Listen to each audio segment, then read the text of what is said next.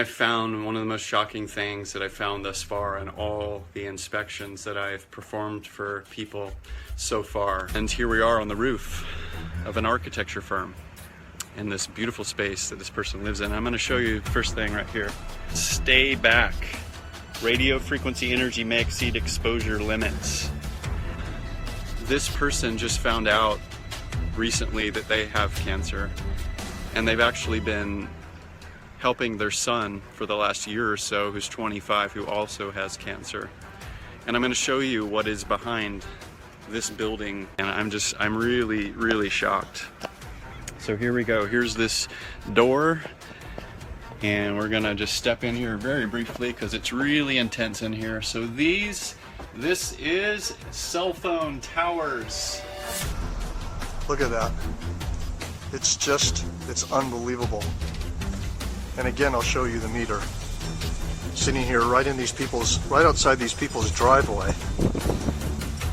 Now this is also extremely hard to believe. I've now driven down almost a full block, right next to the telephone pole, down a full block, and check this out. I'm going to show you the meter reading, and the meter is still up at 2 and 3 volts per meter in the red on the left-hand side at the peak. Benjamin Rivas has worked on cell phone towers for 14 years. Physically burned my hand. The burn is a work injury you can see. What you see here is what I would call an everyday crime. Other problems, he said, caused by the towers aren't as easy to spot. Depression, and I get headaches from time to time, and mood swings and stuff. Here's what I consider, in my personal opinion, another crime scene. And I don't think I'm being dramatic saying this. Here's the cell phone tower. I want you to notice where this is located. Literally in the parking lot, right next to these stores. There's human beings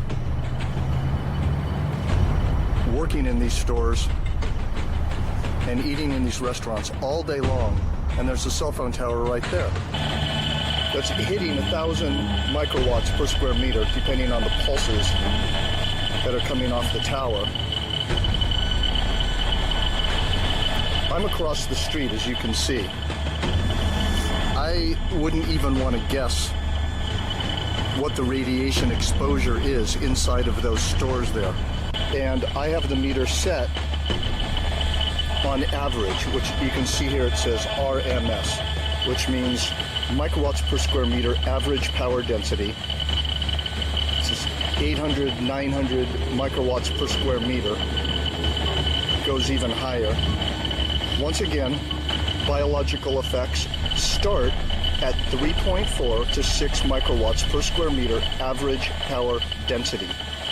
52-year-old Sanjay Kasliwal is counting the days now. Incurable brain cancer due to radiation from mobile phone towers in his neighborhood has reduced life to little more. His brother has been termed luckier, sent to the US for brain surgery, but both of them know hope fades. I have written to all possible government offices to find out what sort of control are they doing or what sort of an audit is being done, and it seems everything falls on deaf ears. Nobody is concerned. Experts say the area the two men live in faces radiation from mobile phone towers equivalent to living in a microwave oven 19 minutes a day.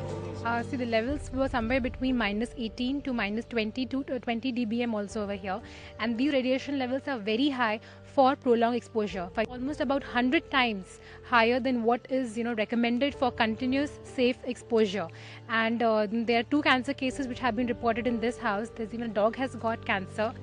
It's kind of interesting when cell phone tower workers are telling you that they have headaches, that they have brain cancer, that they have all these health issues throughout the day, where they get these headaches or blurry vision.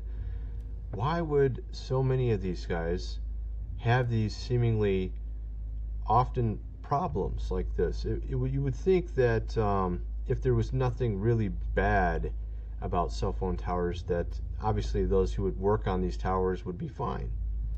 But instead you hear something quite different.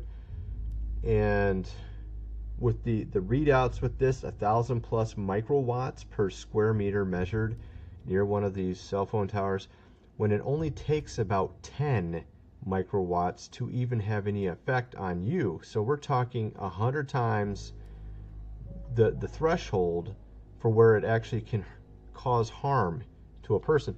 So it's very interesting. You know, some people have mentioned that when they've lived near cell phone towers that they've had headaches and depression, and this is also something that these tower workers have mentioned as well, having even depression from doing this. So this also begs the question of whether or not these patents I've shown in a previous video really are something that is being used on some of these towers to where it can actually influence you. These frequencies that they use can cause certain types of emotions and certain types of feelings. At certain frequencies, it makes you even potentially depressed feeling. And in other frequencies, it can cause you to even become enraged. And why is there so many cell phone towers? And in many cases, these cell phone towers, if you put your cell phone directly towards them in the range, and it doesn't do anything. You go look up the cell phone tower online, it says it's for this certain particular company, let's say Sprint. You go and take your phone over to it and you have no bars. It doesn't even make any sense. Or even have some of these cell phone towers multiples in a row. Why would you have so many in a row? What's the relevance of that? It's supposed to be covering certain square footage, allegedly, but instead we have them lined up near a highway. Why would they be doing that? Especially not very far apart. So it makes you kind of wonder what they're really for here. To broadcast the entire Earth, it takes 2 kilowatts, 2 hair dryers. Now a microwave oven uses 1,000 watts or 1 kilowatt. Here's the damage 1 kilowatt can be done by somebody when they take a magnetron out of a microwave and turn it into a ray gun. This is just a small example of a low-tech weapon running on 1,000 watts. Then you have these things here, these huge towers of death.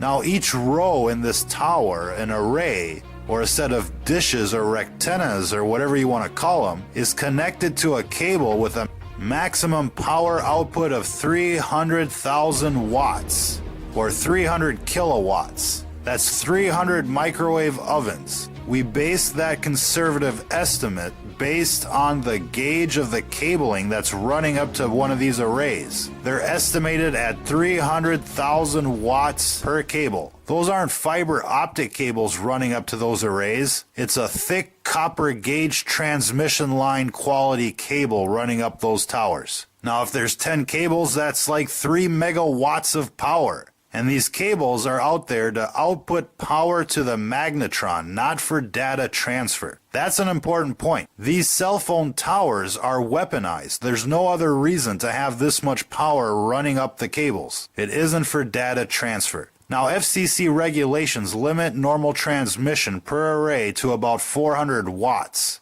To put that into perspective, 1 watt from your phone can go 25 miles to the nearest tower. A 1,000 watt magnetron on a stick can blow shit up. And these towers have a 300 kilowatt power line running up to each rectenna. And who knows, there could be an amplifier at the top of these towers that steps up the power even more. The point is here, ladies and gentlemen, is that these companies like Lucent and Google could turn up the juice at any time and nuke a town. They could nuke the entire country without any warning, without anybody being able to protect themselves. They could cook them like a boiling frog in the middle of the night. This infrastructure is not only in place, it's built up with multiple levels of redundancy. Every big city has thousands of these death towers. And all that needs to happen is for an AI from Google or whoever to come in and nuke everybody at once and take over.